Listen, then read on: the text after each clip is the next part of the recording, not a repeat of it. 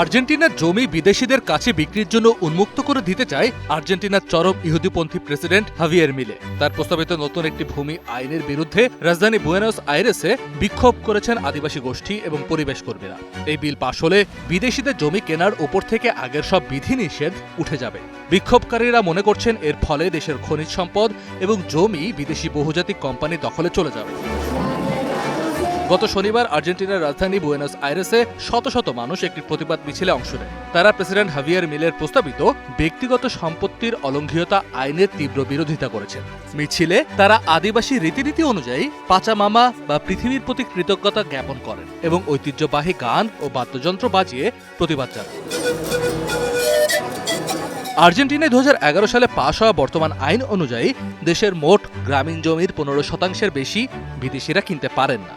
এছাড়া উর্বর বা উৎপাদনশীল এলাকায় কোনো বিদেশি ব্যক্তি বা প্রতিষ্ঠান 1000 হেক্টরের বেশি জমি কিনতে পারে না। কিন্তু বর্তমান সরকার এই বিধিনিষেধগুলো পুরোপুরি তুলে দিতে চাইছে। আগামী 6 আগস্ট আর্জেন্টিনার সিনেটে এই বিলটির ওপর ভোট হওয়ার কথা রয়েছে। বিলটি পাশ হলে বিদেশিদের জমি কেনার ক্ষেত্রে কোনো আইনি সীমা থাকবে না। সরকার মনে করছে এর ফলে আইনি জটিলতা কমবে এবং দেশে বিদেশি বিনিয়োগের পথ প্রশস্ত হবে।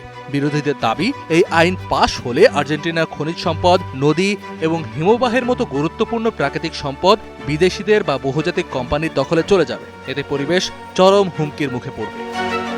বামপন্থী জোটের প্রাক্তন ন্যাশনাল ডেপুটি হুয়ান কার্লোস জিওর্দানো এই বিষয়ে বলেন, সরকার যখন আর্জেন্টিনাকে উর্বর জমি এবং অন্যান্য সবকিছুর দেশ হিসেবে বিক্রি করে তখন তা মূলত লুণ্ঠন এবং দূষণের কাজেই আসে।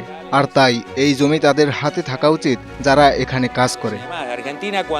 ওদিকে অর্গানাইজেশন অব ইন্ডিজেনাস পিপলস কমিউনিটিজের সদস্য এনরিকে মামানি তার বক্তব্যে বলেন, স্প্যানিশ, পর্তুগিজ এবং ইংরেজ রাজতন্ত্রের কারণে আলাস্কা থেকে তিয়েরা দেল ফুয়েগো পর্যন্ত 10 কোটির বেশি আদিবাসীকে হত্যা করা হয়েছিল।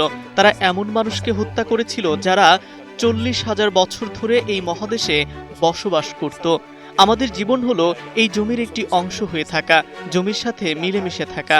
জমি বিক্রির জন্য নয়, আমরা এটি বিক্রি করিনি, আমাদের পূর্বপুরুষেরা কখনো এটি বিক্রি করেনি। উপনিবেশ এবং রাজতন্ত্রগুলো এটি দখল করেছিল, আর আজ তারা যা চাইছে তা হলো বিদেশি কোম্পানিগুলোকে এই সমস্ত অঞ্চলের দখল নিতে দেয়া। এই অঞ্চলগুলো আজ বিপদের মুখে, শুধু আদিবাসীদের জন্যই নয়, আর্জেন্টাইন নাগরিকদের জন্য।